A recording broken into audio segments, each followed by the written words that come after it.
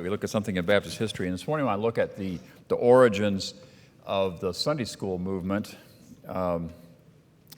Historians generally agree that a man named Robert Raikes, who was a Anglican layman, he was the editor of, he lived in England, of course, and he was the editor of the Gloucester Gazette. Is that how you pronounce it? Gloucester. The C is silent, sorry.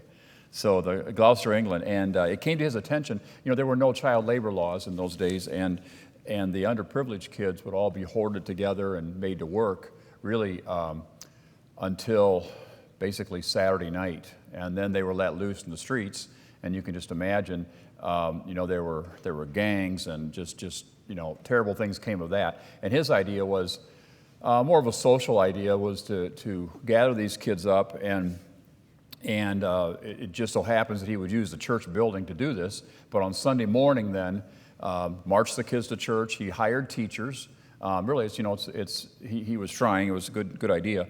Hired teachers, and then he would teach these kids, boys mostly, to read, and then he would teach them the Catechism of the Church of England. And so this is what he did, and actually it was a big help to the society in general. This spread even into London, and people began doing this with those kids. This is a problem across England with these gangs of kids that were loose in the streets on Saturday night and Sunday.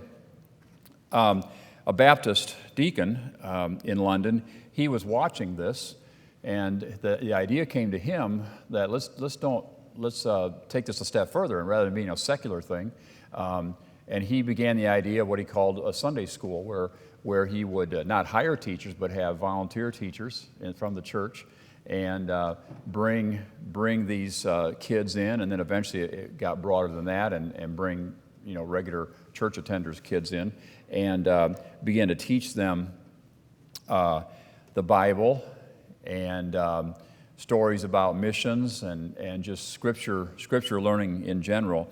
And so his name was William Fox, and I think we'll have a picture of William Fox.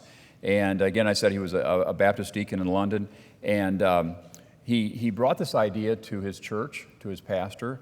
They called a meeting, and they said that they called a meeting for the purpose of organizing a Sunday school society that is in the opinion of this meeting that great benefit would accrue to the community at large from the adoption of such a measure, and that a society be formed for carrying the same into immediate effect. So they began this idea of the Sunday school, and of course this began in the Prescott Street Baptist Church in London, September 7th, 1785. And as I said, he brought in voluntary teachers from the church and taught the Bible instead of secular studies. When we consider the impact of Sunday school, it's something that we don't even think about anymore. Here we are, we're in Sunday school. But think about the impact of Sunday school over the last 200 years of just bringing adults and children to church and just teaching the Bible. It's a little bit different than the morning worship service. It's going to be different. It's not necessarily preaching, but think about the impact of Sunday school historically. Alexis de Tocqueville, the French philosopher, one of the things he noted was when he looked for America's greatness, and he has several great quotes about this, but when he looked for America's greatness, when he went to the Sunday schools and the churches, it's there that he realized this is why France is slave and America is free. And he said it's because of the Sunday schools and the churches. And we'll never be able to fully assess the value of the Sunday school movement. Missionaries around the world today, many of them got their vision of the foreign field from the Sunday school teacher. I think of two ladies that have passed away in our church, Sunday school teachers, and the thought for both Diane Goss and Ellen Leslie, what great Sunday school teachers they were, and the impact upon many sitting here of that fourth grade girls Sunday school teacher and that first grade teacher.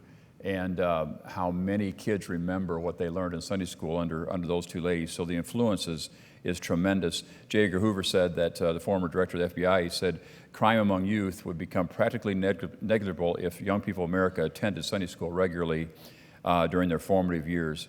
And so just a thought today about this idea that certainly was given to Mr. Fox, William Fox from the Lord. I'm sure many people might have had this idea. Maybe the Lord gave this idea to many people. But think of the work involved to start this up and to go gather kids in a day when this was unheard of. And I want to thank the Lord this morning for William Fox and for his insight. And we have him to thank for what we have today. And this Baptist deacon and answering the Lord's call to bring this ministry to his church.